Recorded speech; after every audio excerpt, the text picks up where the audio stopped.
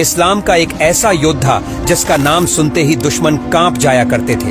ये एक ऐसा कमांडर था जिसने इस्लाम के लिए हजारों जंगें लड़ी, जिसके आगे यहूदियों की बड़ी बड़ी सल्तनत घुटने टेकने पर मजबूर हो जाती थी।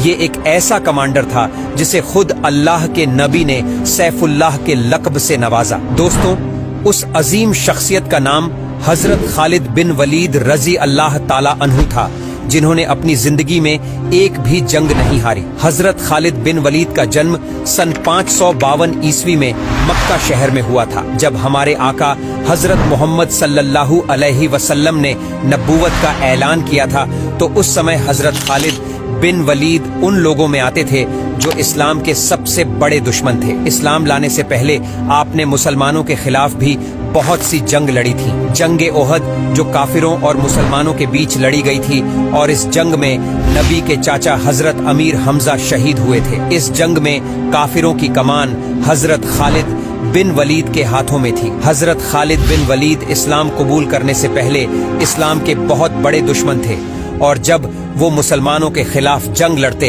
तो हमेशा परेशान रहा करते थे और सोचा करते थे कि जब भी काफिर मुसलमानों से जंग लड़ते हैं तो हमेशा अपने बेहतर जंगी हथियारों के साथ लड़ते हैं और हमेशा मुंह की खाते हैं। हजरत खालिद बिन वलीद हमेशा मुसलमानों की बढ़ती तादाद देखकर भी परेशान हुआ करते और सोचा करते कि क्या सच में मुसलमानों के साथ कोई ताकत मौजूद है, और क्या सच में मोहम्मद सल्लल्लाहु अलैहि वसल्लम अल्लाह के पैगंबर हैं। आप इस सोच में डूबे ही रहते कि आपको आपके भाई का खत मिला जिसमें लिखा था कि खालिद हजरत मोहम्मद सल्लल्लाहु अलैहि वसल्लम ने मुझसे तुम्हारे बारे में पूछा है कि खालिद कहाँ है। मैं चाहता हूँ कि तुम इस अंधेरी दुनिया से निकल जाओ और इस्लाम की रोशनी में आ जाओ। खालिद बिन वलीद पर इस खत का ऐसा असर हुआ कि आप फौरन अल्लाह के नबी के पास मक्का पहुँचे और इस्लाम कबूल कर लिया। इस्लाम कबूल करने के बाद आपने सबसे पहली जंग रोमन एम्पायर के खिलाफ लड़ी थी। इस जंग में यहूदियों की तादाद 1 लाख थी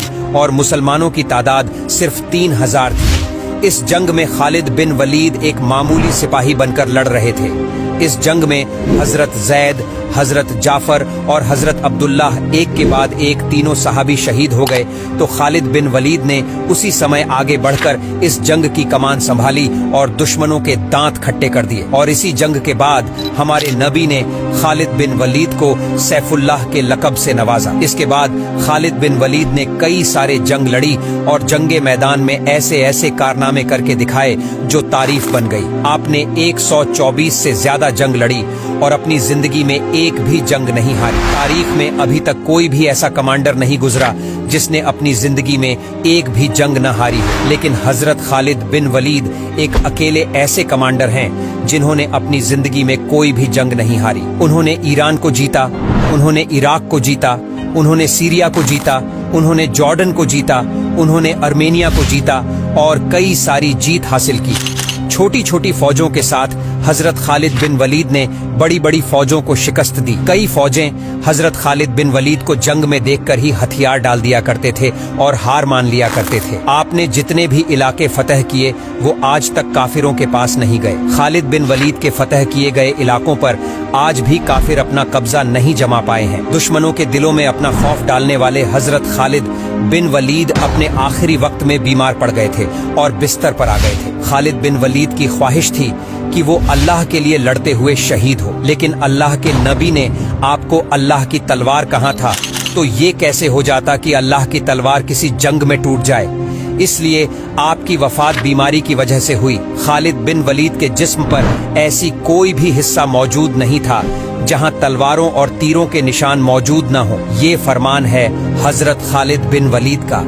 बुज़दिलों के लिए अगर मौत लिखी हुई न हो तो मौत खुद जिंदगी की हिफाजत करती है, और अगर मौत मुकद्दर में हो तो जिंदगी खुद मौत से जाकर लिपट जाती है। बुज़दिलों को मेरा पैगाम सुना दो, अगर मैदान जंग में ही आनी होती तो खालिद बिन वलीद कभी बिस्तर पर न मरते।